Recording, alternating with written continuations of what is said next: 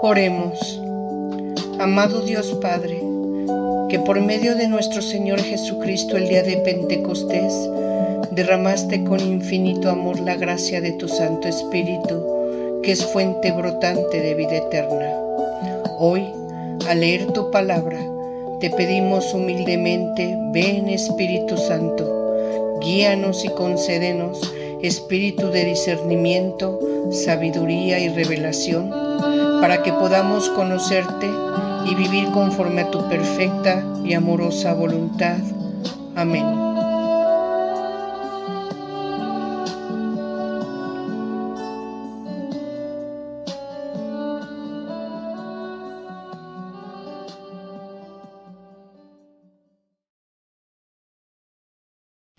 Con el gusto de verlos nuevamente, continuando con nuestro curso, las epístolas católicas, que nos vamos a poder dar cuenta que conforme vayamos avanzando en ellas, nos va arrojando cada vez más luz, más guía espiritual y vamos a poder crecer muchísimo, muchísimo si logramos comprenderlas. Eso es lo importante. Leerlas, conocerlas para poder comprender que finalmente ellas vienen también a confirmar la gran revelación que hizo nuestro Señor Jesucristo sobre su Padre, sobre Dios. Gracias al Evangelio, a las epístolas, es que podemos llegar al conocimiento del amor infinito de Dios y con este curso lo vamos a poder lograr con más facilidad, repito, siempre poniendo mucha atención en palabras que van a ser en ocasiones clave para poder comprender la profundidad y el significado de las epístolas, que en el caso es el curso que estamos viendo. En esta ocasión vamos a iniciar ya de lleno el estudio de una de ellas, que es la primera de Pedro. ¿Y por qué? ¿Por qué empezar con la primera de Pedro? Bueno, lo vamos a ver. A continuación se está proyectando en pantalla y voy a hacer una muy breve reseña o repaso de lo que fue nuestro primer capítulo en cuanto hace a la epístola de Pedro. Veamos en pantalla.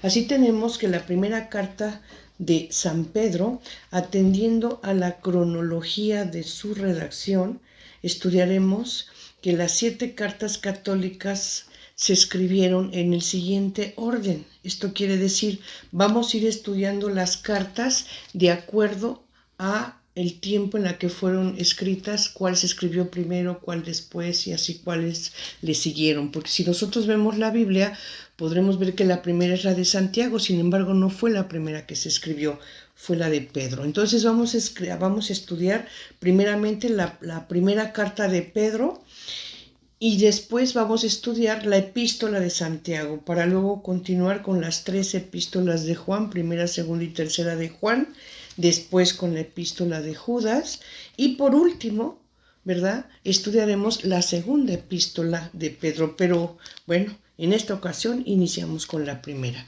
Y así entonces vamos a preguntarnos primero, ¿quién fue Pedro? En los evangelios sabemos nosotros, hemos escuchado, hemos leído y podemos decir que de todos es conocido que Pedro pues era pescador, y que cuando Jesús se acerca a él y le dice que no ha podido pescar y le indica dónde tirar la red, y Pedro, que ya lo conocía, ya había escuchado de él a través de su hermano, porque pues eran de alguna manera discípulos de Juan el Bautista. Entonces, cuando Juan anuncia, Él es el Cordero de Dios que quita los pecados del mundo, bueno, su atención se empieza a centrar en Jesús. Ya lo conocían.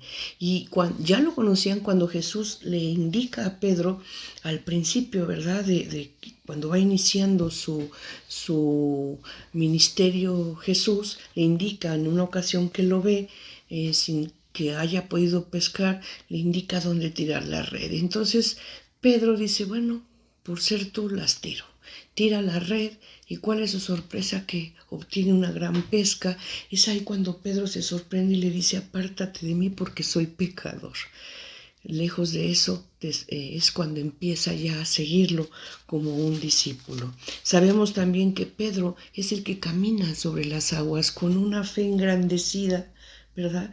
Baja de la barca a media tormenta y camina hacia Jesús en el agua.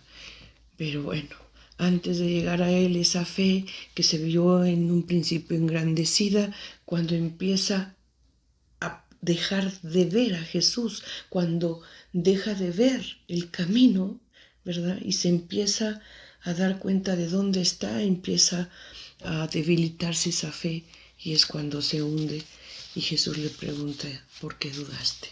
Pedro es también el que le dice, ¿quién es él? Cuando Jesús pregunta, ¿y quiénes dicen ustedes que soy yo? Pedro es el que le dice, tú eres el Cristo, el Hijo de Dios. Esto obviamente para Jesús le resulta se ve complacido y le dice, eso te lo ha revelado el Espíritu, no la carne. Inmediatamente después de que Pedro le dice, tú eres el Cristo, el Hijo de Dios, Jesús les anuncia, ¿verdad?, que pues se acerca o está próxima su muerte, ¿verdad?, y que va a sufrir. Y es cuando Pedro no acepta esto. Al escucharlo de labios de Jesús le dice, tú no vas a morir, tú no vas a terminar como nos estás indicando. Y es cuando Jesús le dice, apártate de mí, Satanás. Pedro es el que se niega a que Jesús le lave los pies.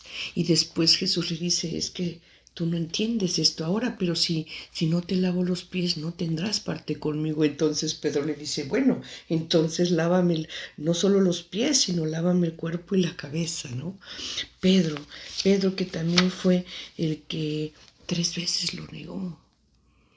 Pedro, el que Jesús ora por él, porque le dice, Satanás ha solicitado poder moverlos como trigo, hacerlos trizas si él quiere, pero yo he orado a mi Padre por ti, Pedro, el que lo acompaña en la transfiguración, ¿sí?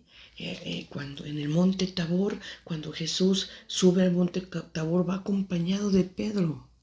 Sí, también obviamente lo acompaña también Juan y Santiago, pero ahí es en donde Pedro logra ver a Jesús, ¿verdad?, transfigurado, mostrando su doble naturaleza, su naturaleza divina, su naturaleza humana, ¿verdad?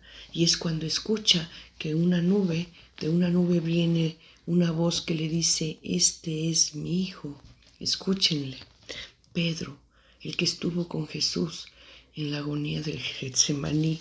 Pedro, el que acompañó a Jesús cuando entran a la casa de Jairo y resucita a su hija de 12 años que había fallecido.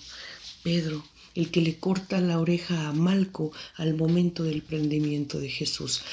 Ese fue Pedro, pero no solamente en el Evangelio podemos encontrar señalamiento de quién es Pedro. Miren, veamos, por ejemplo, datos importantes sobre Pedro, los podemos ver ahorita, se está proyectando en pantalla.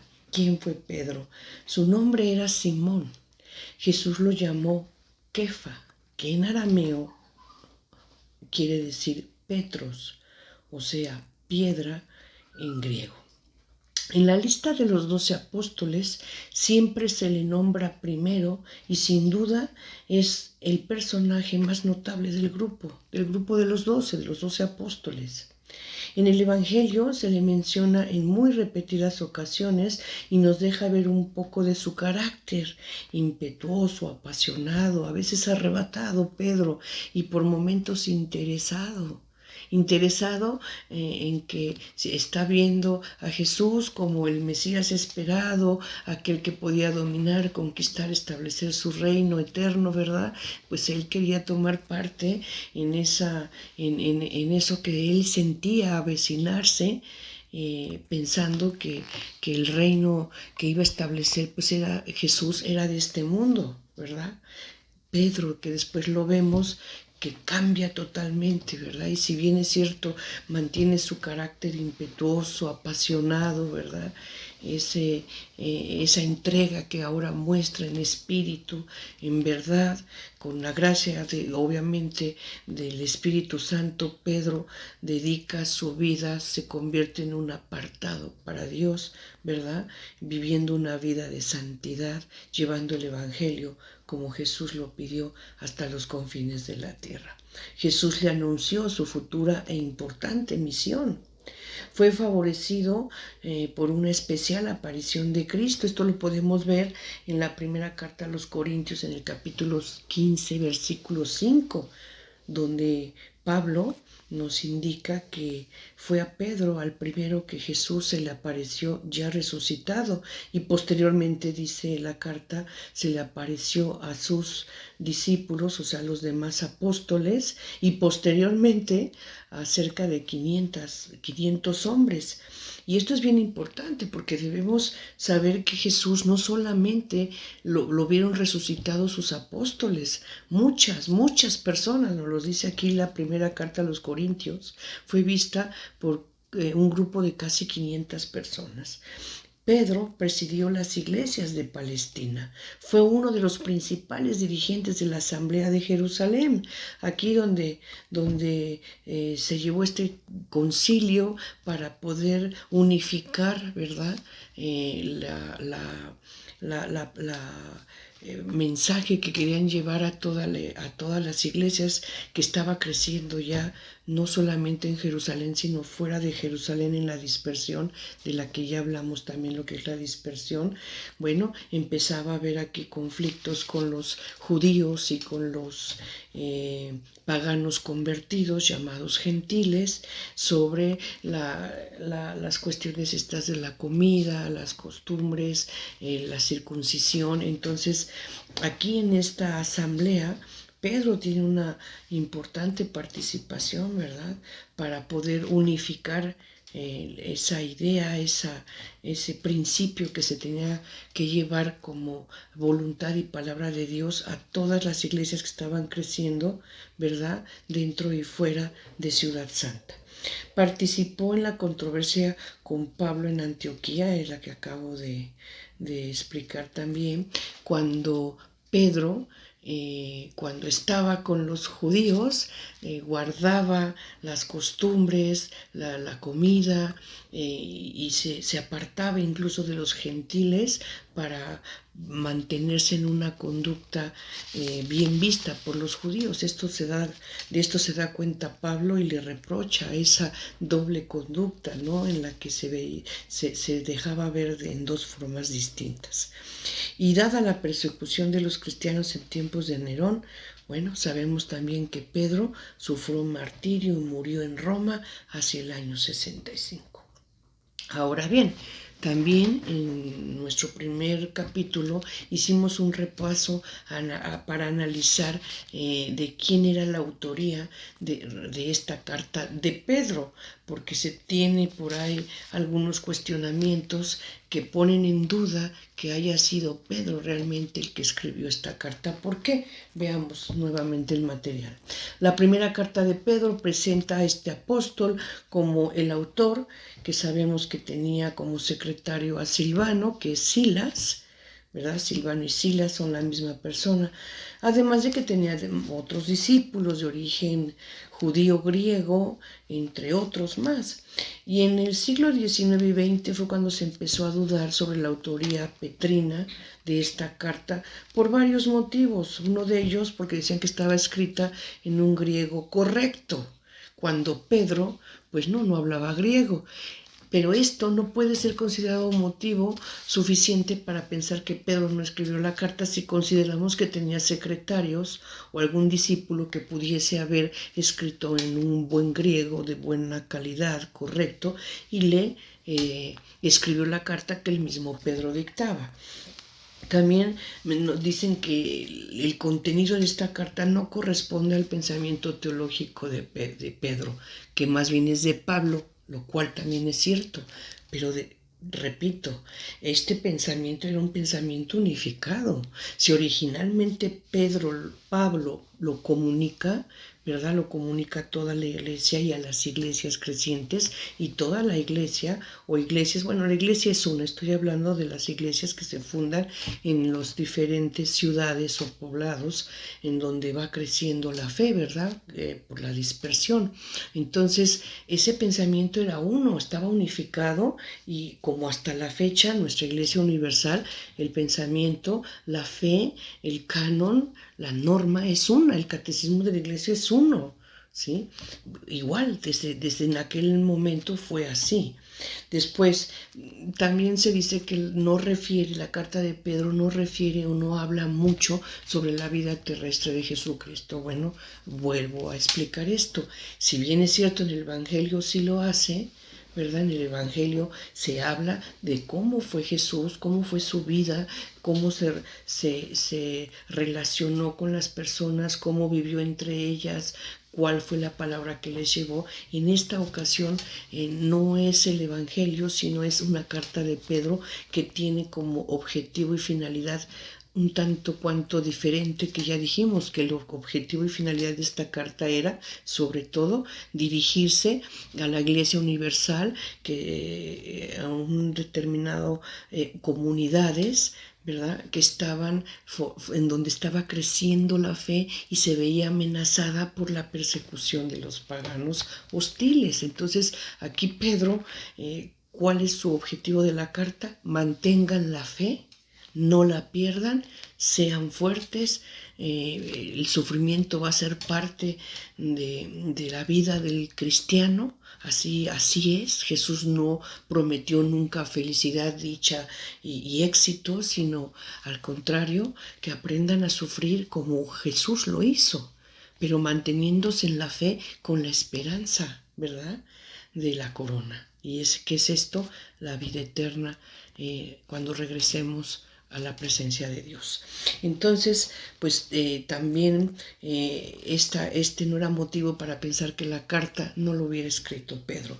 Y por último, vemos que las iglesias a las que dirige la carta no eran conocidas por Pedro. Bueno, el hecho de que Pedro nunca hubiese estado en presente en esas iglesias, que nunca haya acudido y las haya visitado, no le impedía el poder dirigirles una carta, escribirle y enviarla, siendo conocedor del problema que estaban viviendo estas comunidades. ¿Y por qué lo sabía Pedro? ¿Por qué sabía de esto? Bueno, sabemos que había una mujer que se llamaba Chloe, que es la que le estaba mandando noticia de cómo estas iglesias estaban en riesgo de perder la fe. Estas iglesias estaban siendo amenazadas por la persecución de paganos hostiles. Es Chloe la que lo pone al tanto, y es por ello que Pedro, sin conocer estos lugares porque nunca había estado ahí, envía la carta. Para terminar este punto de nuestro tema de estudio, bueno, parece ser también que en la carta se habla de una persecución en tiempos de Domiciano. Esto ocurre entre el año 81 y 96, cuando nosotros sabemos que Pedro murió en el año 65 bajo la persecución de Nerón.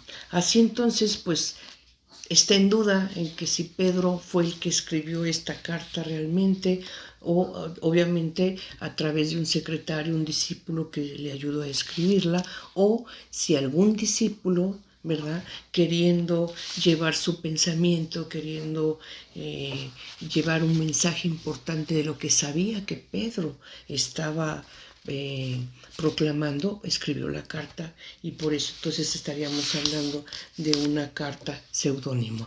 Por tanto, veamos pantalla.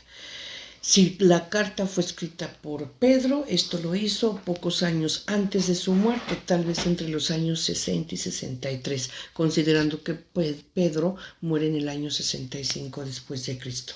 Pero si esta primera carta de Pedro es seudónima, lo cual es más probable, entonces se escribió entre los años 70 y 90 después de Cristo. Como generalidades de la carta, Continuando con un breve repaso, bueno, vamos a ver pantalla y tenemos que ver entonces que es el escrito de mayor valor pastoral del Nuevo Testamento. Es una síntesis sencilla de la doctrina cristiana, contiene enseñanzas catequéticas de la iglesia primitiva. Sus destinatarios, ya lo habíamos dicho, fue escrita a gentiles, o sea, creyentes de origen pagano. Los paganos que se convertían a la fe se les llamaba gentiles, lo vimos en nuestro primer capítulo, y se habían convertido recientemente al cristianismo y vivían en provincias romanas de lo que hoy es la actual Turquía. ¿Cuál era el objetivo, la final de la carta? Lo acabo de mencionar. Los fieles estaban en peligro de perder la fe para volver a sus creencias paganas, ya que eran perseguidos por paganos hostiles. Pedro los exhorta, los invita, ¿verdad?, a que pese al sufrimiento o las persecuciones que puedan sufrir, sigan el ejemplo de Jesús y se mantengan en la fe. Ahora bien, si nosotros vamos a iniciar ya la lectura y el estudio de nuestra primera epístola o carta de Pedro, quiero aquí hacer una observación importante para que podamos comprender mejor el significado profundo de la carta, y a manera didáctica quiero señalarles lo siguiente. El texto que a continuación en las siguientes láminas veamos, el texto en rojo, es la cita textual de la Biblia, ¿sí?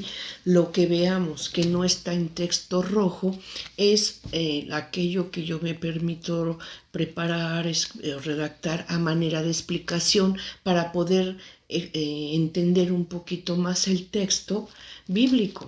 Nos vamos a dar cuenta que aquí hay palabras claves que necesitamos conocer cuál es el verdadero significado, el significado que Dios quiso darle a esa cita bíblica que vamos a analizar, ¿verdad? Y que obviamente esto, gracias a la exegesis, a los expertos bíblicos, que son los que estudiosos que pudieron determinar todo esto, y que nos va a arrojar un poquito de luz para comprender el texto bíblico. Entonces, repito, lo que está en rojo es texto bíblico, textual, como viene en la Biblia, y lo que no veamos en texto rojo, letras de cualquier otro color, puedan ser negras, verdes, en fin, son el material que yo me permití preparar para explicarlo mejor. Pasando entonces ya a la lectura, análisis, estudio de la primera epístola de Pedro, vamos a ver, lo estamos proyectando en pantalla, vamos a ver que primero aparece un saludo. En el capítulo 1, versículo 1 dice: Pedro, apóstol de Jesucristo a los elegidos. Y aquí encontramos la primera palabra tan sencilla, elegidos. Dice, bueno, sabemos lo que es un elegido, pero ¿por qué Pedro habla de elegidos, no? ¿Qué quiere decir esto? Bueno, es importantísimo que entendamos el significado profundo de esta palabra, porque en base a ella después se viene desarrollando más la carta y su significado. ¿Y qué quiere decir? Bueno, por elegido tenemos que tener en cuenta, veamos pantalla, que Jesucristo, sabemos, es la piedra angular de la edificación del pueblo de Dios. ¿Qué quiere decir esto? Jesucristo es la piedra angular. Sobre ella se edifica la iglesia. ¿Y quiénes vienen a ser esa iglesia? Los que tienen fe en Cristo, los que creyeron en Cristo, ¿sí? Hemos escuchado muchas veces Cristo cabeza de la iglesia y nosotros somos el cuerpo de Cristo. Entonces, esos somos los elegidos, los que tenemos fe en Cristo, ¿verdad? Somos el cuerpo de Cristo. Es ahí donde viene la elección, los elegidos, que obviamente, como lo podemos ver en pantalla, por favor, Cristo es la piedra viva, rechazada por los seres humanos, pero escogida y preciosa ante Dios. Al acercarse a Él, también ustedes son como piedras vivas, con las cuales se está edificando una casa espiritual. Y aquí encontramos la piedra, ¿verdad? La piedra angular, la que sostiene, ¿verdad? A la iglesia, a nosotros que somos, ¿verdad? El cuerpo de Cristo, que un día vamos a ser aquella gran nación santa, ¿sí? Por elección.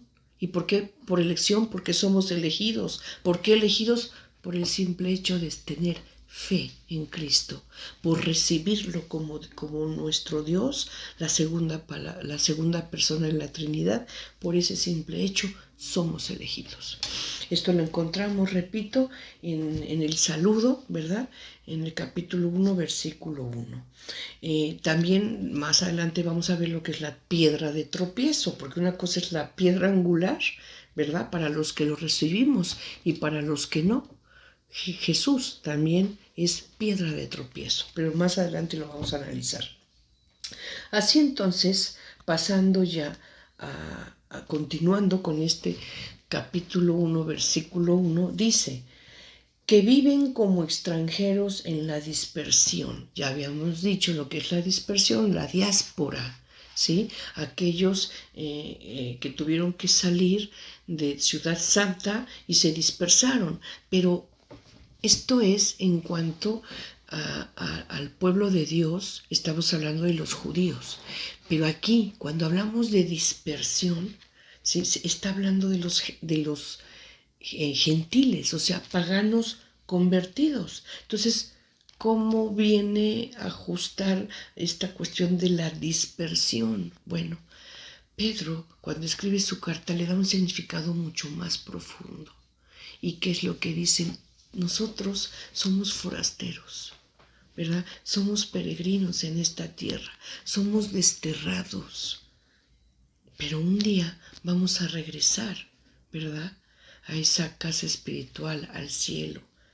Ahí dejaremos de ser desterrados, dejaremos de ser extranjeros o forasteros, peregrinos, y podremos regresar, ¿verdad?, a nuestro origen, a la presencia de Dios. Y entonces aquí podemos ver en pantalla, como dice, continuando con el versículo, lo rojo es el texto bíblico, que viven como extranjeros en la dispersión. ¿En dónde? En Ponto. Fue a quienes dirigió esa carta, a los gentiles, o sea, paganos convertidos de el Ponto, de Galacia, Capadocia, Asia y Bitinia.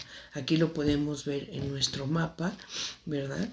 Que son las zonas, el mapa en general señala las zonas a las que no tardaron en llegar las buenas nuevas. ¿Qué es la buena nueva? El Evangelio, ¿sí? Y entre esos lugares que vemos aquí en el mapa, bueno, Pedro escribe, obviamente, a estas comunidades donde estaban surgiendo ya mucha conversión, muchos paganos convertidos a la fe, llamados ahora entonces, ¿verdad?, gentiles, que donde estaban, pues en Asia, en Bitinia, en el Ponto, en Galacia y en Capadocia. Ahora bien, ya en esta siguiente lámina que estoy proyectando, se explica la diferencia de lo que es la diáspora judía, el judío que vivía disperso como extranjero fuera de su país, y la diáspora cristiana, ¿sí? Cómo es que Pedro nos explica que pues nosotros somos desterrados. De ahí viene la palabra parroquia. Parroquia viene de paroiquía, ¿sí? Que quiere decir destierro. Entonces, pues todos nosotros somos desterrados, peregrinos, forasteros, ¿verdad? Pero al momento de morir, obviamente iremos al cielo, que será la verdadera patria. La palabra, repito, parroquia quiere decir destierro. Continuando ahora en el versículo 2, vamos a darle lectura, escrito en rojo, texto bíblico. Dice, versículo 2. Según el previo conocimiento de Dios Padre, con la acción santificadora del Espíritu, para obedecer a Jesucristo y ser rociados con su sangre, a vosotros gracia y paz abundante. Bueno, en este versículo 2, si ustedes observan el texto, subrayé la palabra, ¿verdad? Dios Padre, más adelante observen, está subrayado Espíritu y más adelante Jesucristo. Le voy a volver a dar lectura observando lo subrayado. Texto bíblico en rojo. Según el previo conocimiento de Dios Padre, ahí está la primera persona de la Trinidad, con la acción santificadora del Espíritu, ahí está la tercera persona de la Trinidad, para obedecer a Jesucristo, segunda persona de la Trinidad, y ser rociados con su sangre, a vosotros gracia y paz abundante. Ahí termina el saludo, ¿sí? Entonces, ¿qué quiere decir esto? Este pequeño versículo 2, ¿verdad?, señala la existencia previa del plan de Dios y su intervención trinitaria, ¿verdad? ¿Qué es esto? La intervención de Dios Padre, Dios Hijo, Dios Espíritu Santo. Este pasaje también nos puede recordar la alianza, la antigua alianza, más precisamente dicho, en donde ahora Jesús es la nueva alianza, la cual también selló con su sangre expiatoria para el pago de los pecados. ¿Qué quiere decir esto? Miren, si nosotros recordamos cuando viene la primera alianza, aquella en donde Dios le manda preguntar al pueblo a través de Moisés si quieren ser su pueblo. Y que si quieren ser su pueblo, pues tendrán que ser, ¿verdad?, un pueblo de sacerdotes, ¿verdad?, propiedad de Dios, pueblo de Dios y obedientes a Dios. ¿Qué dijo el pueblo en aquel tiempo de Moisés? Sí, obedeceremos todo lo que Dios, Yahvé, nos pida. ¿Qué hizo entonces Moisés de acuerdo a la usanza de aquella época? Bueno, se estaba celebrando un pacto, una alianza, un acuerdo, un convenio de voluntades. ¿Y cómo se sellaban esos pactos, esas alianzas, acuerdo de voluntades? Con sangre. Entonces sacrifican al cordero, obtienen su sangre, como lo leemos en Éxodo, ¿verdad? Moisés roció la mitad de la sangre en el pueblo y la otra mitad sobre el altar. Y con eso, ¿verdad?, estaba el pacto sellado con sangre. Nosotros vamos a ver ahora cómo en la nueva alianza ocurre lo mismo. Jesús, ¿verdad?, anuncia, ¿verdad?, que Él es el que va a celebrar la nueva alianza. Sabemos que lo hizo en el cenáculo, ¿verdad? Esta es mi sangre, sangre de la alianza nueva para el perdón de los pecados. ¿Y cómo la selló? Con su sangre también. Continuando entonces ahora con el versículo 3, texto rojo, es el texto bíblico, doy lectura. Bendito sea el Dios y Padre de nuestro Señor Jesucristo, quien por su gran misericordia, mediante la resurrección de Jesucristo de entre los muertos, nos ha reengendrado a una esperanza viva, a una herencia incorruptible, inmaculada e inmarcesible, reservada en los cielos para vosotros, a quienes el poder de Dios, por medio de la fe, protege para la salvación dispuesta ya a ser revelada en el último momento. Si nosotros tratamos de leerlo sin tener, repito, la guía, la explicación, pues se nos va a complicar. Pero este texto, ¿qué quiere decir? Lo estamos explicando en el texto color azul. Y es lo siguiente. En la antigua alianza, la herencia de Dios era la tierra prometida. Las 12 tribus marcharon en el desierto rumbo a Canaán. En la nueva alianza, la herencia es el reino de los cielos. Jesús lo prometió a sus 12 apóstoles. La protección de Dios es por la fe en Él y su salvación. Así, sencillito, ¿verdad? Este texto lo vamos a poder entender sabiendo que el pueblo de Dios, ¿verdad?, cuando desde Abraham, ¿verdad? A Abraham le promete la tierra. ¿Qué le promete a Abraham? Tierra y descendencia. Y después, al pueblo de Dios liberado de Egipto, ¿verdad? Ellos iban tras esa promesa, la tierra prometida. ¿Y qué fue? Canaán. Lograron entrar a Canaán después de vagar 40 años en el desierto, esto por la falta de fidelidad, de amor, de obediencia a Yahvé Dios. Un pueblo en esas condiciones no podía alcanzar la tierra prometida. Hasta que maduraron esta idea y entendieron, es que lograron entrar a Canaán, empezando por Jericó, cuando derrumban las murallas de Jericó, y de ahí viene la gran conquista de la tierra de Canaán. Ahora, ¿verdad? Con el nuevo pueblo que nace por la fe en Jesucristo, ¿verdad? ¿Cuál es esa nueva Jerusalén, esa nueva ciudad santa, la tierra prometida? El cielo, en donde disfrutaremos de la presencia de Dios. Esto es. Continuando entonces con nuestro texto bíblico. Y ya estamos en el mismo capítulo 1, ahora versículo 6, texto color rojo, es el texto bíblico. Amor y fidelidad hacia Cristo. Por lo cual rebosáis de alegría, aunque sea preciso que todavía por algún tiempo seáis afligido con diversas pruebas, a fin de que la calidad probada de vuestra fe, más preciosa que el oro perecedero, que es probado por el fuego, se convierta en motivo de alabanza y gloria de Dios en la revelación de Jesucristo, a quien amáis sin haberle visto, y en quien creéis, aunque de momento no lo veas, rebosando de alegría inefable y gloriosa, y alcanzaréis la meta de vuestra fe, la salvación de las almas. Explicando lo anterior, pongamos atención en dos frases muy importantes. Primero, nos dice por un tiempo, aún van a ser afligidos, o sea, van a sufrir, van a presentar o van a pasar sufrimiento. Y la otra es, tengamos en cuenta la calidad de la fe probada, la fe probada. Vamos a explicar esto, veamos pantalla.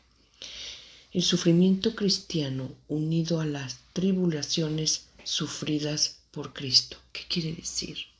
Ya lo dije, Jesús nunca prometió que siguiéndolo a Él, ¿verdad? Escuchando su palabra, viviendo en su palabra, íbamos a tener alegría, felicidad, gozo, satisfacción, éxito. No. Jesús lo dijo muy claro. En el mundo tendrán tribulación, pero ánimo, yo he vencido al mundo. Entonces, ¿qué nos está diciendo aquí la carta? Aprendamos a que el sufrimiento que en un momento dado nosotros tengamos que vivir, lo unamos, ¿verdad?, al sufrimiento de Cristo en la cruz. Tal vez nosotros no lo podemos entender o nos cuesta trabajo aceptarlo, pero el sufrimiento es parte del plan salvífico de Dios. ¿Por qué? Porque muchas veces una fe débil se fortalece en el sufrimiento.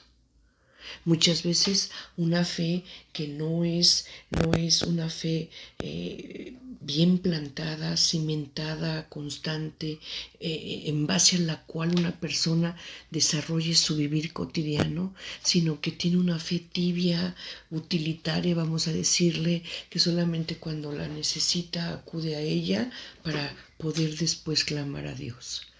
Y no se trata de eso. Sí, muchas veces nos hemos dado cuenta, yo en lo personal, y creo que muchas personas han vivido esta experiencia, cuando hemos crecido espiritualmente, cuando hemos crecido en fe, es precisamente gracias a que hemos vivido tribulación. ¿Sí? Entonces, si vemos nuevamente pantalla, dice purificación de la fe a través del sufrimiento, y sí es cierto. Una fe purificada es una fe fuerte, sólida, creciente. La fe probada toca a Dios como una alabanza que le da honor y gloria. Claro que sí. Si nosotros en una tribulación, ¿verdad? Tenemos esa fe que no cae y que no cae y pese al sufrimiento, al dolor, a la pérdida, tomando, ¿verdad? Como recuerdo la historia de Job. Job que tanto sufrió, todo perdió. Perdió a sus hijos, perdió toda su hacienda, enfermó, cayó despreciado por sus amigos, su propia esposa, ¿verdad? Y sin embargo, fue una fe, ¿verdad? Probada y creció. Y esto se convirtió después, su fe, en una forma de alabar a Dios, de darle honor. Entonces, esto quiere decir este hermoso versículo, ¿verdad? Del capítulo 1, versículo 6. Con todo esto que tenemos que recordar, obviamente, ¿verdad? Hebreos, capítulo 11, versículo 1. La fe es garantía de lo que se espera, la prueba de lo que no se ve. Por ahí podemos empezar a ver lo que es la fe. Por ahí, analizando esta frase, podemos empezar a darnos cuenta, ¿verdad? Que aunque no lo veamos, ¿verdad? Es una prueba que tenemos presente de algo que esperamos, ¿sí? Y esa esperanza crece cuando estamos sufriendo. Esa esperanza crece cuando ya no tenemos otra salida. Esa esperanza crece cuando lo único que nos queda y tenemos es clamar a Dios. Entonces en el sufrimiento, ¿verdad? Es cuando nos damos cuenta que nos acercamos a Dios Padre y es cuando podemos comprender por qué a veces el sufrimiento forma parte del plan salvífico de Dios. Continuando. Nuevamente, texto en color rojo, ahora ya estamos en el primera carta de Pedro, capítulo 1, versículo 10 y dice así. Sobre esta salvación investigaron e indagaron los profetas que profetizaron sobre la gracia destinada a vosotros, procurando descubrir a qué tiempo y a qué circunstancias se refería el Espíritu de Cristo que estaba en ellos, cuando les predecías los sufrimientos destinados a Cristo y a las glorias que les seguirían. Les fue revelado que no administraban en beneficio propio, sino en favor vuestro, este mensaje que ahora os anuncian, quienes os predican el Evangelio en el Espíritu Santo enviado desde el cielo, mensaje que los ángeles ansían contemplar. Bueno, para poder entender esta cita bíblica a partir de su versículo 10 y hasta el 12, debemos recordar un poquito lo que es un profeta y cómo vivieron estos profetas, cómo les era revelada la palabra de Dios. Primeramente, ¿qué es un profeta? Aclaro, un profeta no es aquel que anuncia el futuro o predice el futuro. No, eso no es lo importante de un profeta. El profeta es el que habla en nombre de Dios. Es el que habla las palabras de Dios. Eso es un profeta. Claro que en ocasiones, o en muchas ocasiones, estas palabras de Dios que está hablando el profeta se refieren al futuro, pero no es una regla obligada o necesaria, ¿sí? Entonces, el profeta es el que habla en nombre de Dios. Y este profeta nosotros sabemos que Dios se revelaba a estos profetas y a veces era en sueños, a veces era oyendo, era audiente o a veces era vidente este profeta. Entonces, muchas veces este profeta en un sueño, él soñaba y se le revelaba este sueño y ¿qué hacía el profeta? Expresarlo, comunicarlo. Pero muchas veces este sueño era oscuro. El profeta no lograba siempre entender este sueño o saber interpretar este sueño. Sin embargo, él, fiel a Dios, no comunicaba lo que él pensaba, lo que él creía, lo que quería o quería pensar o le acomodaba, no. Él simplemente describía su sueño y se acabó. Y si en esa descripción se veía incompleto, se veía oscuro, no se entendía, El profeta se tenía que limitar a decir, esto es lo que soñé. No puedo decir más, esto es lo que soñé. O si lo escuchaba, si Dios se le revelaba, era audiente, esto es lo que escuché. Pero ¿qué más te dijo? ¿Qué te explicó? Es lo que escuché. O si veía una visión, igual, tenía que describir su visión tal cual. No podía agregar ni quitar nada. Ese era verdaderamente el profeta que hablaba en nombre de Dios, que hablaba las palabras de Dios, ¿sí? Aunque resultaran en ocasiones y en muchas ocasiones obscuras o no comprensibles o incompletas, ¿sí? Esto fue en esta época, ¿verdad? Como se fue revelando la palabra de Dios. Entonces, nosotros vamos a ver, por ejemplo, con el profeta Isaías, el cuarto cántico, el siervo sufriente de Yahvé, digo, una revelación enorme en donde estamos nosotros viendo con ojos cristianos, ¿verdad?, la pasión de nuestro Señor Jesucristo. Que en aquella época, al leer esto, bueno, no sabían a quién se refería, no sabían de quién estaban hablando, con qué objeto o por qué este siervo sufriente iba a morir de esa manera tan injusta, tan despiadada, con tanto dolor, con tanta injusticia, cargando culpas que no le correspondían y después, ¿verdad?, para ser reconocido y honrado con honor, con alabanza, por esa labor expiatoria que llevó a cabo. ¿Sí? No sé, era un texto totalmente oscuro en su época y hoy en día, ¿verdad? Para los judíos es un texto el más oscuro de la Biblia. A la fecha, ellos no creyentes en nuestro Señor Jesucristo, es un texto que a la fecha no pueden comprender y que para sorpresa de ellos mismos, muchos ni siquiera lo conocen. ¿Por qué? Pues porque no les resulta, perdón que lo diga, un texto cómodo para su fe. Pero para nosotros, cristianos, ¿verdad?, católicos, este texto, bueno, es una verdadera joya que nos arroja mucha luz y que se vino a cumplir, ¿verdad? Se vino a actualizar, ¿verdad?, en el momento en el que Jesús vive y sufre su pasión. Después, nosotros vemos que en aquella época, bueno, así era como Dios hablaba, como Dios se revelaba. Pero una vez llegada la plenitud de los tiempos, veamos la lámina, dice, una vez cumplido en la plenitud de los tiempos, o sea, llega Jesucristo y entonces empiezan a proclamarlo. ¿Quiénes? Los predicadores del Evangelio. ¿Y quiénes fueron los predicadores del Evangelio? Pues en principio sus apóstoles. Y todos aquellos discípulos que se le fueron uniendo, creciendo en fe, creciendo en conocimiento de esta revelación, que iban ellos escuchando y aprendiendo a través de los proclamadores, de los predicadores, o sea, de los apóstoles. Y así vemos que surgieron figuras tan importantes que llevaron a cabo un trabajo valiosísimo, como fue Apolo, el propio Pablo, que no había sido en principio uno de los 12, ¿verdad? Tenemos a Timoteo, tenemos a Tito, en fin, tantas personas que se fueron sumando, conociendo, ¿verdad?, esa revelación.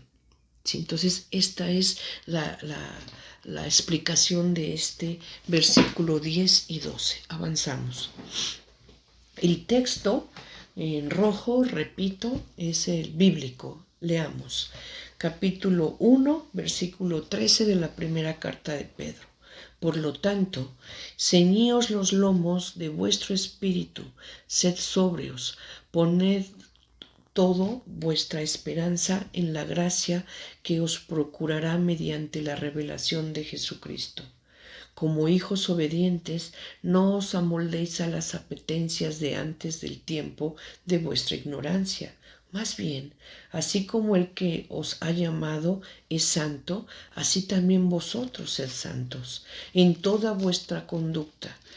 Como está escrito, seréis santos porque santo soy yo. Y si llamáis Padre a quien sin acepción de persona juzga a cada cual según su conducta, conducíos con temor durante el tiempo de vuestro destierro, sabiendo que habéis sido rescatados de la conducta necia heredada de vuestros padres, no con algo caduco, oro o plata, sino con una sangre preciosa como de cordero sin tacha y sin mancilla. Cristo, predestinado antes de la creación del mundo y manifestado en los últimos tiempos a causa de vosotros, los que por medio de él creéis en Dios, que le ha resucitado de entre los muertos y le ha dado la gloria, de modo que vuestra fe y vuestra esperanza esté en Dios. Bueno, esto es enorme, con un contenido enorme, que yo estoy segura, ¿verdad? A la lectura uno dice, ¿qué es esto? Bueno, explicando. Veamos esta lámina, la tengo en verde, el texto no es rojo, es color negro, y se resume en lo siguiente, 4 puntos importantes, ¿sí? Repito, el versículo 13 al 21 se resume en 4 puntos importantísimos, ¿sí?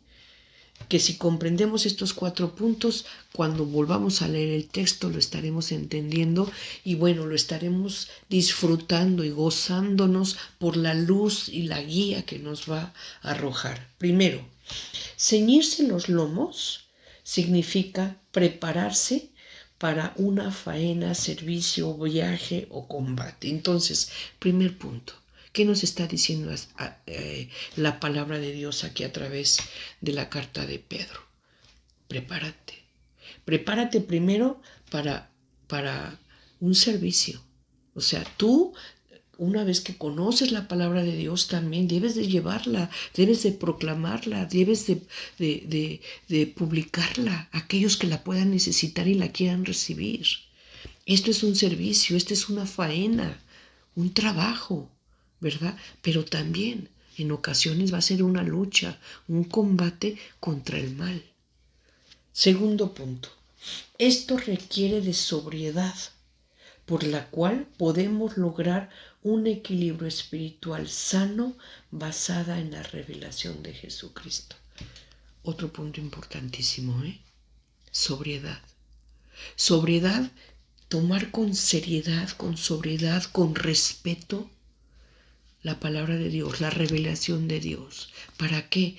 Para ser justos, para hablar en la justa medida en la que podemos llevar realmente y comunicar realmente la palabra de Dios en una sana doctrina y no confundir la verdad con revelaciones que ni son de Dios, ni es la palabra ni la voluntad de Dios. Y esto lo encontramos mucho en aquellos predicadores que más que llevar la palabra de Dios, lo que les interesa es atraer gente y llamar su atención por otros intereses no muy cristianos, ¿verdad? Sino más bien mezquinos, de soberbia, de intereses de otro tipo que no son la voluntad de Dios. Entonces tenemos que ser muy sobrios, muy serios al momento de estudiar la palabra de Dios y comunicarla. De manera que la palabra que llevemos, lo que comuniquemos sea una sana doctrina, de acuerdo a la voluntad revelada por Dios, no la que uno quiera o le convenga o quiera hacer creer. ¿Sí? Eso es muy importante. Tercer punto que vamos a ver.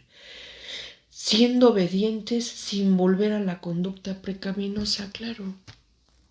Siempre el hombre por naturaleza, lo hemos dicho, ¿verdad? Tiene o es concupisciente, tiene tendencia al pecado. Entonces hay que cuidarnos, hay que estar preparados. Como al principio dije, ceñidos, ¿verdad? Ceñidos los lomos, o sea, preparados para un combate. ¿Contra qué? Pues contra la concupiscencia, contra los apegos, contra las conductas no agradables a Dios, contra aquello que no es de Dios, contra aquello con lo cual no podemos honrarlo, alabarlo, reconocerlo como el motivo de nuestra existencia, saber que Él es nuestra esperanza futura en una vida eterna, justa, amorosa. Entonces, tengamos aquí mucho cuidado en no caer nuevamente en pecado o repetir la misma conducta que está agraviando a Dios. Después, Dios nos llama a ser santos en toda conducta durante el tiempo de nuestro destierro. O sea, como ya lo señalé, no somos nosotros una diáspora judía, aquellos que salieron de su ciudad santa, ¿verdad? Jerusalén, perseguidos y tuvieron que dispersarse, a eso se le llama diáspora o dispersión, y se dispersaron huyendo por salvar su vida. No, no. Nosotros somos una diáspora cristiana, o sea, nos reconocemos y sabemos que somos forasteros, peregrinos y desterrados. ¿De qué? De la presencia de Dios. ¿Cuál es nuestra verdadera nación y nuestra verdadera patria? El cielo. ¿Y a dónde queremos regresar? Al cielo, a nuestra tierra, la nueva Jerusalén santa, por la que estamos clamando a Dios, por la que estamos, ¿verdad?, ceñidos los lomos. ¿Para qué? Para seguir la voluntad de Dios y por nuestra conducta, con una fe probada, ¿verdad?, sostenidos en la esperanza y en la fe, poder regresar a Él. Y quinto punto, importante, nos señala que todo esto es porque hemos sido rescatados, ¿verdad? Hemos sido comprados con la sangre preciosa del Cordero sin mancha, ¿sí? Nosotros sabemos que antiguamente, en la antigua alianza, ¿verdad? Para el perdón de los pecados, el Yom Kippur, por ejemplo, era el día de la expiación. ¿Qué es expiación? Para perdonar pecados, ¿verdad? Se sacrificaba a un cordero sin mancha, ¿verdad? De un año, puro, sin defecto. Bueno, pues aquí nosotros sabemos ahora que Jesús, el Cordero de Dios, ¿verdad?, ofrecido como Cordero de expiación con su sangre preciosa, ¿verdad?, nos rescató. Fuimos comprados por su sangre. Él, el Cordero sin mancha, ¿verdad?, es el que con su preciosísima sangre, ¿verdad?, expió nuestros pecados. Así entonces esto lo podríamos resumir en una sencillísima palabra, ¿verdad? Temerosos. ¿De quién? De Dios. Seamos temerosos de Dios. Estos 5 puntos que acabamos de explicar se pueden resumir en esto. El hombre, ¿verdad?, creyente, con la fe en Cristo, el cristiano temeroso de Dios, es aquel que lo honra, lo obedece, lo venera, lo busca, clama a Él, lo quiere, lo ama y cuida su conducta. No caer en concupiscencia. Eso es ser temeroso de Dios. Avancemos.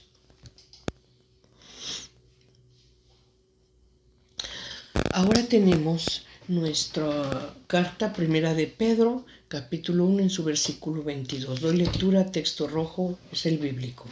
Habéis purificado vuestras almas obedeciendo a la verdad, para amaros los unos a los otros sinceramente como hermanos. Amaos intensamente unos a los otros con corazón puro, pues habéis sido reengendrados en un germen no corruptible sino incorruptible, por medio de la palabra de Dios viva y permanente. Pues toda carne es como hierba y todo su esplendor como flor de hierba.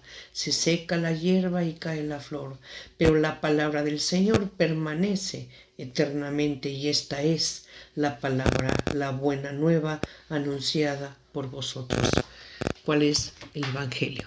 Miren, para entender este texto anterior, veamos la explicación en la misma lámina, ¿verdad? El texto que no es rojo, y aquí lo vemos resumido, ¿verdad?, en 4 puntos muy importantes. Primero, purificación de la persona, o sea, la obediencia a lo revelado por Dios como depósito de la fe. ¿Qué quiere decir? Seamos obedientes. Segundo, el precepto del amor, o sea, las 3 virtudes teologales, que son la fe, la esperanza y la caridad.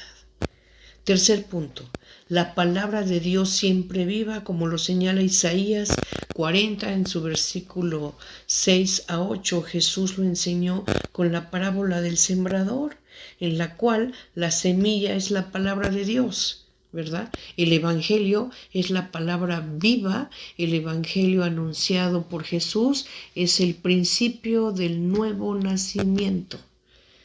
¿Sí? Dicho de otra manera, debemos entender primero que debemos buscar, debemos vivir desarrollando, tratando de lograr, ¿verdad? Vivir de manera virtuosa, sobre todo con las tres virtudes teologales que son la fe, la esperanza y la caridad. ¿Qué es la caridad? ¿Qué es la fe?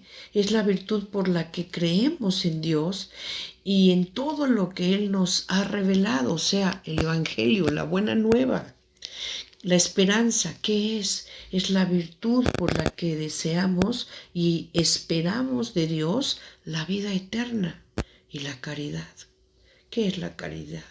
La virtud por la cual amamos a Dios y a nuestro prójimo como a nosotros mismos. Eso es lo importante. ¿Sí? El anterior texto en su versículo 22 al versículo 25 se resume en estos 4 puntos importantísimos. Y con esto terminamos el capítulo 1. Veamos ahora el capítulo 2 de la primera carta de Pedro, en su versículo 1, que dice: rechazad por tanto toda malicia y todo engaño, hipocresía, envidias y toda clase de maledicencias.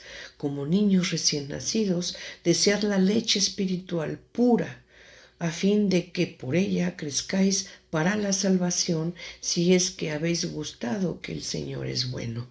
Esto se resume en lo siguiente. Veamos nuestra explicación, texto verde. La palabra es la semilla que da paso al nacimiento de una vida nueva. Ahora también será la palabra por la que podremos rechazar lo malo y crecer en fe, alimentándonos y fortaleciéndonos nuestro espíritu en la voluntad de Dios. Así de sencillito, ¿sí? Primero, ¿qué hace un convertido? Toma fe, se convierte a Cristo, cree en Él, ya que creyó, ¿verdad? Empieza a crecer. ¿Por medio de qué? De la misma palabra por la cual se convirtió, por la cual creyó en Cristo y tomó, abrazó la fe en Él. Ahora también por esa misma palabra busque ahora, pero su crecimiento, ¿verdad? Fortaleciéndose, alimentándose todos los días con la buena nueva, con el Evangelio, con la revelación que nos trae Jesucristo de su Padre. Él vino a revelar la voluntad de su Padre, las palabras de su Padre. Esto quiere decir este versículo al que hemos dado lectura. Continuando, ¿verdad? Capítulo 2 en su versículo 4. Acercaos a Él, piedra viva, desechada por los hombres, pero elegida, preciosa ante Dios. También vosotros, cual piedras vivas, entrad en la construcción de un edificio espiritual para un sacerdocio santo, para ofrecer sacrificios espirituales aceptos a Dios por mediación de Jesucristo, pues está en la Escritura: he aquí que coloco en Sión una piedra elegida, angular, preciosa, y él que crea en ella no será confundido. Para vosotros, pues, creyentes, el honor, pero para los incrédulos la piedra de que los constructores desecharon, en piedra angular se ha convertido, en piedra de tropiezo y roca de escándalo. Tropiezan en ella porque no creen en la palabra, pero esto ha sido destinado. Para esto han sido destinados. Pero vosotros sois linaje elegido, sacerdocio real, nación santa, pueblo adquirido para anunciar las alabanzas de aquel que os ha llamado de las tinieblas a su admirable luz. Vosotros que en un tiempo no erais pueblo y que ahora sois pueblo de Dios, de los que antes no se tuvo compasión, pero ahora lo son. Esto es enorme. ¿Qué debemos entender de aquí? Bueno, hoy, gracias a la fe en Cristo, esto lo estamos leyendo en la explicación texto verde y azul. Hoy, gracias a la fe en Cristo y al bautismo, primeros dos puntos en los que vamos a poner atención. Gracias a Cristo y al bautismo, somos el nuevo linaje elegido. Ya lo había yo explicado al principio, por la simple fe, ¿verdad? La fe en Cristo y el bautismo, agrego ahora el bautismo, somos linaje elegido para un sacerdocio regio. ¿Qué quiere decir regio? Un sacerdocio real, ¿sí? En el que estemos consagrados al servicio de Jesús. Él es el Rey. Dios es santo. Nosotros lo hemos visto, lo hemos leído en repetidas ocasiones que Yahvé Dios nos dice, yo soy santo. Sed santos porque yo soy santo. Entonces a eso hemos sido llamados, ¿verdad? A santificarnos. Y repito, reitero, remarco, recuerdo, ser santos no es, repito, hacer milagros y ya somos, no. Ser santos es un proceso de vida, una forma de llevar tu vida, no es un estado en el que una persona está. No, es un proceso de vida en el que vas creciendo en conocimiento, en espiritualidad, en amor a Dios, en fe, consagrado a Dios, ¿verdad? Que Dios esté en todos tus asuntos, en tu vida cotidiana.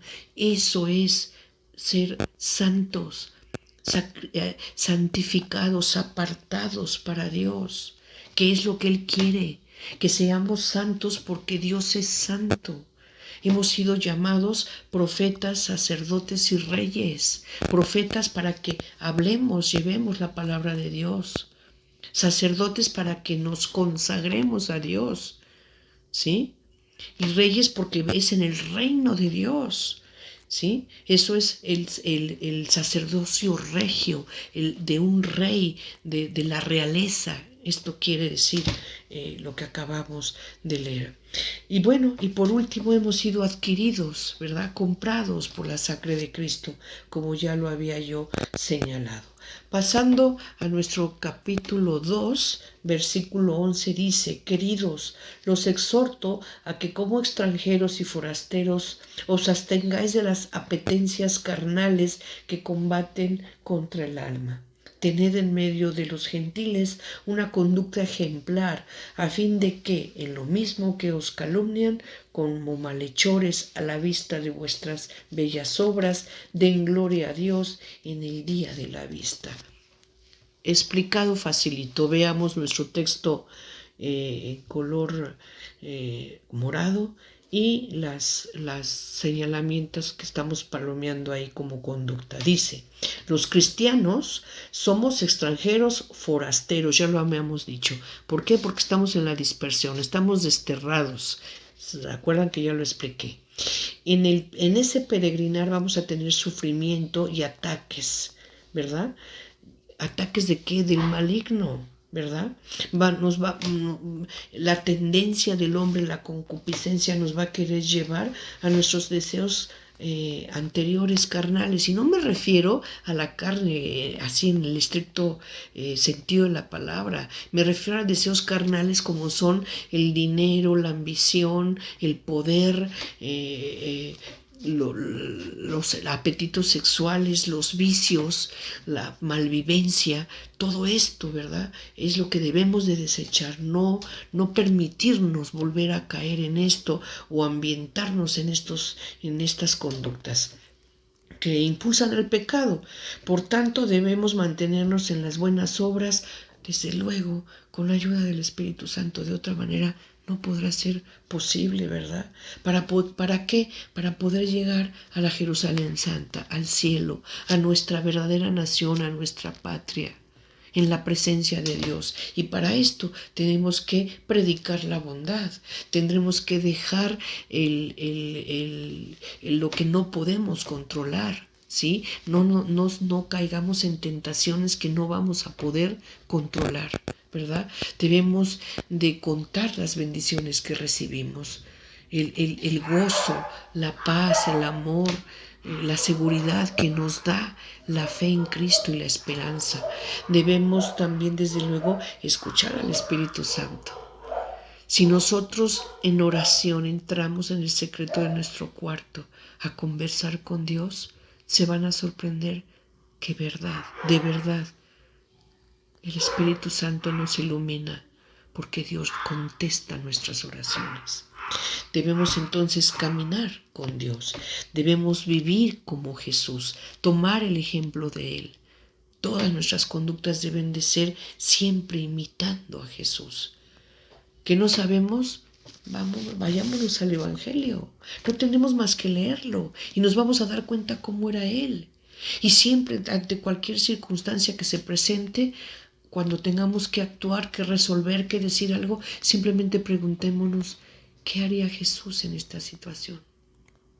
Y en base a eso, vivir así, imitando a Jesús, en su amor, en su misericordia, en su paz, en su perdón, en su justicia. Bien, y bueno, para esto, por último, ¿verdad? Compartir esto para animar a alguien más. ¿Qué quiere decir? Con el ejemplo que demos, podemos invitar, podemos atraer, podemos llamar la atención de aquella otra persona, aún no convertida, aún no con fe, a que adquiera la fe, a que quiera ser parte de Cristo, a que quiera vivir en el gozo en el que nos vea vivir, a que esta persona quiera vivir en la justicia, en el amor, en la seguridad, en la que nos ve vivir. Ser ejemplo para invitar a otros a que se acerquen a Cristo y vivan con Él. Bien, avancemos. Capítulo 2, versículo 13. Sed sumisos a causa del Señor a toda institución humana, sea el rey como soberano, sean los gobernadores como enviados por él para castigo de los que obran el mal y alabanza de los que obran el bien. Pues esta es la voluntad de Dios, que obrando el bien cerréis la boca a los ignorantes insensatos. Obrad como hombres libres y no como quienes hacen de la libertad un pretexto para la maldad, sino como siervos de Dios, honrad a todos, amad a los hermanos, temed a Dios, honrad al Rey. Miren, aquí sí vamos a hacer un análisis muy serio de esto. Dicho en otras palabras, estos versículos del capítulo 2, del 13 al 17, nos está diciendo que nos sujetemos al gobierno o a los gobiernos humanos, ¿verdad? Porque de otra manera se termina de romper todo orden. Primera de Pedro nos dice, por causa del Señor, sujétense a toda creación humana, sea a un rey como a un superior o a un gobernante. Y yo sé que muchos de nosotros no podremos estar satisfechos tal vez con nuestras autoridades de gobierno, pero eso no nos autoriza o nos justifica para caer en conductas que lejos de mejorar van a empeorar, que lejos de ayudar van a perjudicar, que lejos de ser justas se convierten en rebeldía, que lejos de ser soluciones provocan más daño del que ya existe. Recordemos en principio, ¿verdad? Y es la verdad. Si están ahí, es por nuestra responsabilidad. Porque no voy a hablar de todo tipo de gobierno mundial. Voy a hablar simplemente de nuestro México. Si están ahí es porque nosotros los elegimos. De manera responsable o irresponsable, ¿verdad? Como quiera que haya sido, ellos no se establecieron ni se pusieron. Nosotros los colocamos ahí con la elección que hicimos de ellos. Y si después defraudaron su propia palabra en nuestras esperanzas o lo que esperábamos con el gobierno en sus manos, con el poder en sus manos, esto no nos autoriza para, para revelarnos de manera incorrecta. Por otro lado, recordemos una cosa. Estos gobiernos que nos hacen daño, que no nos ayudan, que no nos prosperan, además de que es resultado de nuestra propia elección, también tengamos en cuenta que puede ser castigo de Dios. Dios no, en la historia hemos visto cómo derribó, ¿verdad?, a reyes que no eran los correctos, reyes impíos, ¿sí? Y así vimos cómo cayó el reino del sur, o sea, Israel con su capital Samaria. Después vimos cómo cayó primero cayó el reino del norte, con Israel con su capital Samaria. Después vemos cómo cayó el reino del sur, ¿verdad? Judá con su capital Jerusalén, y se fueron desterrados a Babilonia. ¿Por qué? ¿Por qué? Porque fue el castigo de Dios. Entonces démonos cuenta que a veces si estamos viviendo una situación así, pues merecido lo tenemos. Simplemente no tenemos más que repasar toda la serie de leyes y nuevos reglamentos que no van de acuerdo a la voluntad de Dios. Y perdón que lo vuelva a señalar y a tomar, y seguiré luchando contra esto. No al aborto. Se acaba de aprobar y autorizar esto, no sé en qué estado, cuántos estados ya. Por favor, no.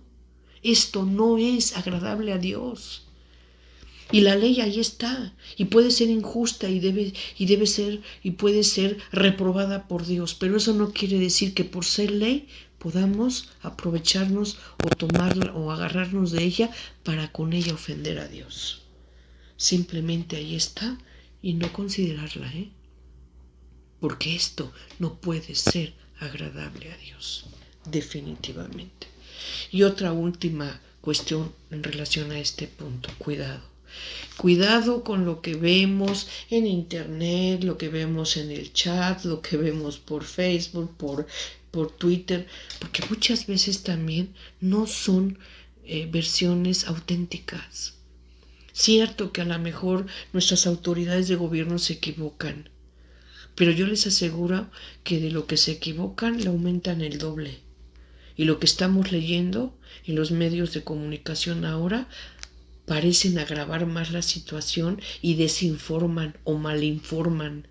Y muchas personas lo creen textual y lo toman como propio y empiezan a vivir así, con un corazón lleno de descontento, de odio, de desasosiego, de intranquilidad, de falta de paz, de falta de información adecuada, correcta y oportuna. Seamos responsables. Y seamos responsables con lo que decimos y comunicamos en relación a nuestras autoridades. Concluyendo de otra manera, respetemos a nuestras autoridades, aunque no sean las más adecuadas. Bien, y por último, con lo que podemos terminar nuestra plática del día de hoy, veamos el capítulo 2, versículo 18, que se refiere a los amos. Claro, este texto entendamos la época, las circunstancias, el momento en el que se escribe, ¿sí? Y veamos su contenido. Dice: criados, ser sumisos con todo respeto a vuestros dueños, no solo a los buenos e indulgentes, sino también a los severos, porque es meritorio tolerar penas por consideración a Dios cuando se sufre injustamente. Pues, ¿qué gloria hay en soportar los golpes cuando habéis faltado? Pero si obrando el bien soportáis el sufrimiento, esto es meritorio ante Dios, pues para esto habéis sido llamados, ya que también Cristo sufrió por vosotros, dejándoos un modelo para que sigáis sus huellas. El que no cometió pecado y en cuya boca no se halló engaño, el que al ser insultado no respondía con insultos al padecer no amenazaba, sino que se ponía en manos de aquel que juzga con justicia, el mismo que sobre el madero llevó nuestros pecados en su cuerpo, a fin de que muertos a nuestros pecados vivamos para la justicia, con cuyas heridas habéis sido curados. Erais como ovejas descarriadas, pero ahora habéis vuelto al pastor y guardián de vuestras almas. Dicho de otra manera, ya lo habíamos señalado. Tomemos como ejemplo esa entrega de amor, esa docilidad y esa confianza que Dios tuvo en Dios Padre en los momentos más difíciles y dolorosos de su vida. Era injusto lo que le estaban haciendo, era doloroso lo que estaba sufriendo, pero ello no fue motivo para que Jesucristo nuestro Señor se rebelara. Él guardó silencio, soportó el sufrimiento con docilidad, con esperanza, con fe, confiado en Dios Padre, sabiendo que lo que estaba ocurriendo no era por poder del maligno, era por el designio de Dios, porque así estaba dentro de su plan salvífico perfecto, no improvisado, desde un principio planeado y perfecto para poder lograr nuestra salvación. Entonces, aprendamos a ser dóciles, aprendamos a confiar no en la justicia de los hombres, sino en la justicia de Dios. A veces es más conveniente ser dóciles, callados y esperar en Dios que rebelarnos, ¿verdad? Y convertirnos muchas veces en rebeldes, cayendo o rayando en conductas que nos degradan, que ofenden a Dios, ¿sí?